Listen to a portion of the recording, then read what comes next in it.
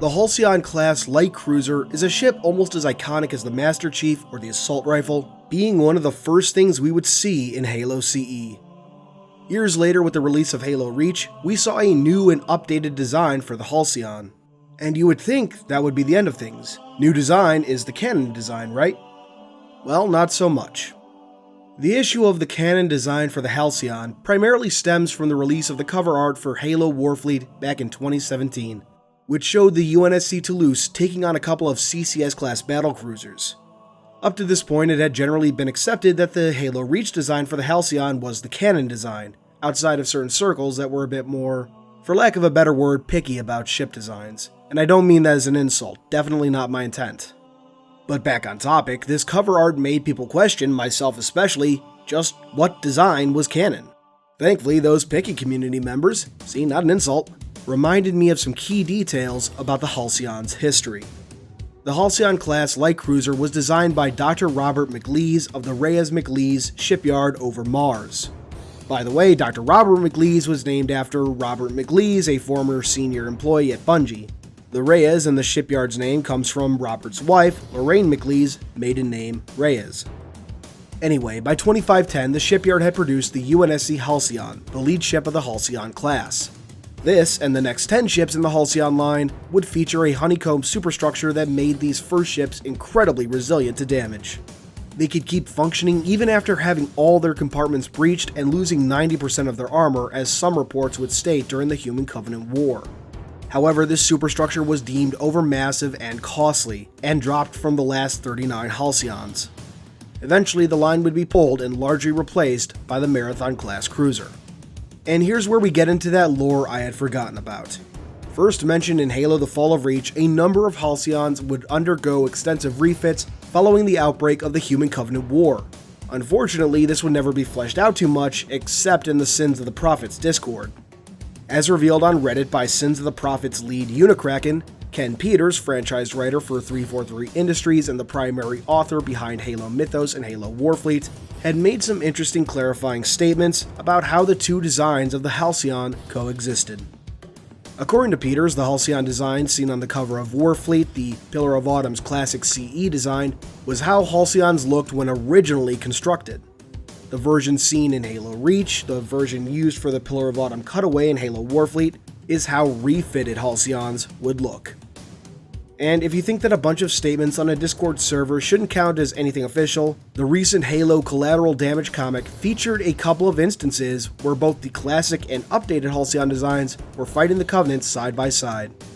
While we definitely need an official source at some point regarding the history of the Halcyon, at the moment, 343's intent is clear on the matter. The refit of the Halcyons resulted in a largely similar profile, but there were some notable design differences. One of the biggest changes was the additional armament, notably the anti-ship guns.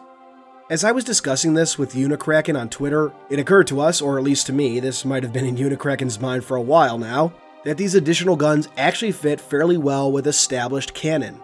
As he put it, during the Insurrection era, a few Archer missiles could cripple or destroy another ship. A Halcyon's greatest asset was her armor, so her comparatively measly weapon complement wouldn't really have mattered. It was an era when space combat was rare and quick, where surviving your opponent's strike could matter more than your ability to hit. From The Impossible Life and Possible Death of Preston J. Cole, an analysis of ship-to-ship engagement between the UNSC and the Insurrection in 2494. The UNSC was not prepared for brutal ship-to-ship combat in the early years of the insurgency. The Light Destroyer class, for example, had none of the armament one recognizes as standard today. The Titanium A armor and magnetic accelerator cannons, however, would soon be developed as industrial priorities shifted from building to killing. And another excerpt: history looks on this time as an unfortunate, and perhaps inevitable, misunderstanding between Earth and her colonies, but those of us fighting for the last decade also realize that it was the most amazing piece of blind fortune the human race has ever stumbled upon. Had we not been armed and learning how to fight in space, what would have happened in the years that followed, when we faced an enemy 100 times worse? Oblivion, no doubt. So, at the turn of the 26th century, humanity was only just learning, or perhaps relearning, how to fight in space, following a long period of relative peace. And even then, the early focus for UNSC ships was on magnetic accelerator cannons and armor, which fits perfectly with the classic Halcyon design. With the onset of the Human Covenant War, humanity would have to go on the offensive more and more, and anti-ship guns would likely be a part of humanity's new focus. And that wraps up this topic. It's a bit obscure, but it's something I've wanted to talk about since it was brought to my attention, really, and it seems like the perfect topic to discuss while I'm away at PAX. How did you feel about this video, and would you like to see more like this?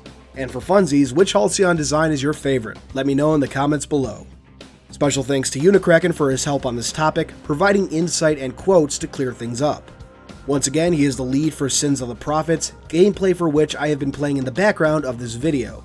I have left links to the ModDB page for Sins, along with their Facebook, Twitter, and Discord links. If you have a love for Halo ships, definitely check them out. And no, not those kind of ships. Well, actually, maybe those kind of ships. The Halo community can be really weird sometimes. That's all for now. Thanks for watching, and until next time, this has been Halo Canon. Thanks for watching, everyone. I hope you enjoyed this video. If you did, please consider subscribing, and if you really love me, hit that notification bell and leave a thumbs up. These both really help out the channel. I wouldn't be where I am now without your views and support, so once again, thank you. Keep on being awesome, Canonites.